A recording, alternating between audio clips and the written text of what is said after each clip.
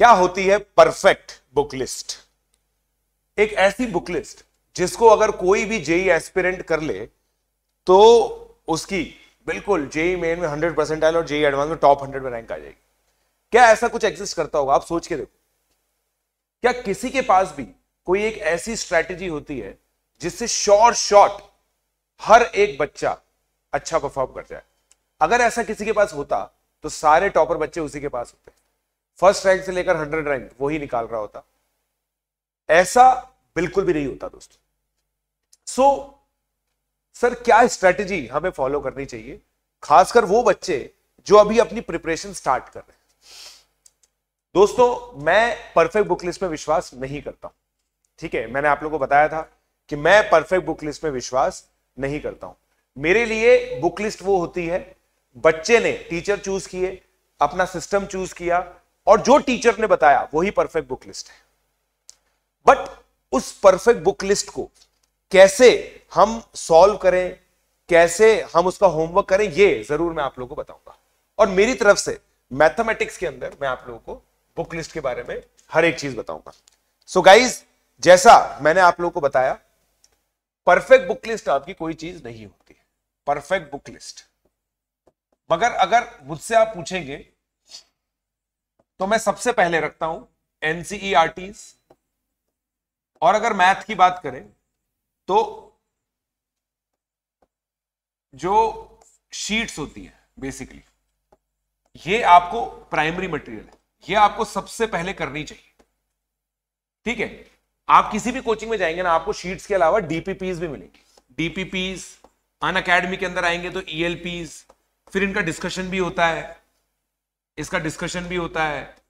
तो ये चीज आप लोगों को सबसे पहले करनी चाहिए। किसी भी रीजन से X Y Z A B C, कोई सा भी रीजन हो, ये मटेरियल आपका मिस नहीं होना चाहिए।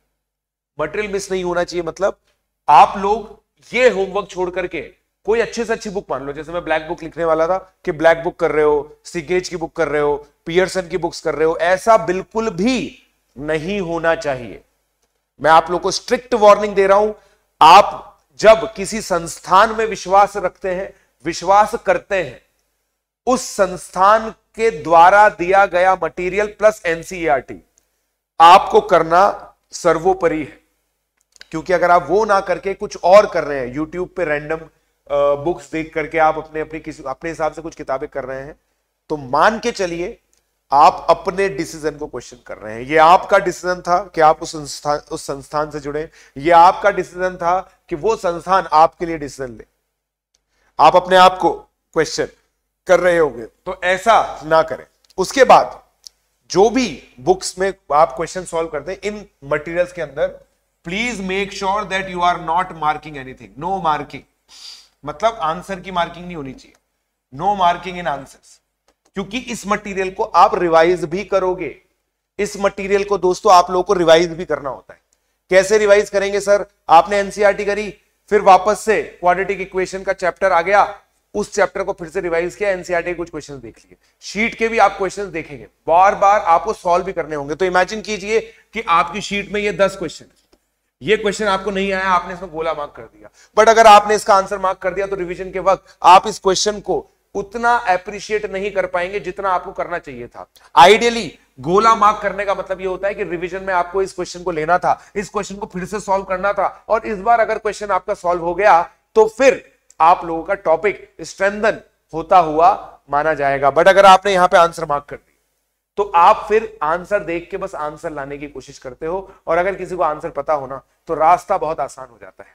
डिफिकल्टी तब होती है जब हमें आंसर ना पता हो, क्वेश्चन को एक फ्रेश आउटलुक से हम लोग देखें और हमारे रिवीजन के बेसिस पर उस क्वेश्चन को हम करें जो फर्स्ट राउंड में हम लोगों से नहीं हुआ था। तो ये चीज आप लोग ध्यान रखें, जो भी मार्किंग करनी है वो आंसर की ना करें। इस टैगिंग को बोलते हैं मेटा टैगिंग। मेटा टैगिंग मतलब क्वेश्चन के बारे में आप टैग करें। अगर कोई क्वेश्चन आपसे अथक प्रयास से हो गया तो उस पर टिक कर दीजिए क्योंकि आपसे हो गया था। अगर कोई बहुत चिंदी सवाल है, बहुत इजीली हो रहा है, उस पर कुछ मार्किंग मत कीजिए। कोई क्वेश्चन ऐसा था जिसके अंदर आपसे नहीं हुआ, आपने अपने टीचर से पूछा, टीचर ने बताया, आपको सॉल्यूशन समझ में आया, तो गोला के बाद टिक मार्क कर दीजिए। कोई ऐसा क्वेश्चन भी होगा आपकी जिंदगी में जिसकी फील ही आपको नहीं आई, उसको गोले का गोला मार्क करके रखिए, और अपनी अलग अलग रिवीजन में कभी ना कभी हो सकता है कि आपको आगे जाके समझ में आ जाए, इस गोले को मार्क करके रखिए, और जब आपको समझ में आ जाए तब इसको टिक कर देना।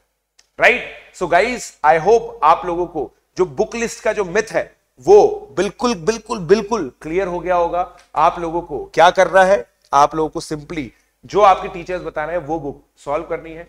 मेरी तरफ से अगर आप बोल रहे हैं कि भाई मुझे आप फॉलो करते हैं, अगर आपका सब बढ़िया चल रहा है, बहुत अच्छा टाइम मिल रहा है आप लोगों को, तो ब्लैक बुक आप एडिशनली कर लीजिए मेरे मटेरियल के साथ साथ। बाकी मैं आप लोगों को डिस्क्रिप्शन में मेरा पीजे सर मेंटरशिप प्रोग्राम का जो शीट है वो अवेलेबल है, उसको आप लोग फॉलो करते रहिए, और मैं जो भी स्ट्रेटेजीज यहां पे देता हूं इस टेलीग्राम चैनल पर, इस टेलीग्राम चैनल पर आप लोग अपडेट्स फॉलो करते रहिए, ठीक है? और अगर आप सब्सक्रिप्शन लेके मेरे साथ पढ़ना चाहते हैं, मेरी मेंटरशिप में पढ़ना चाहते हैं, तो पीजे लाइव कोड यूज करके प्रोडिजी या प्राइड का सब्सक्रिप्शन लीजिए। Let's crack it.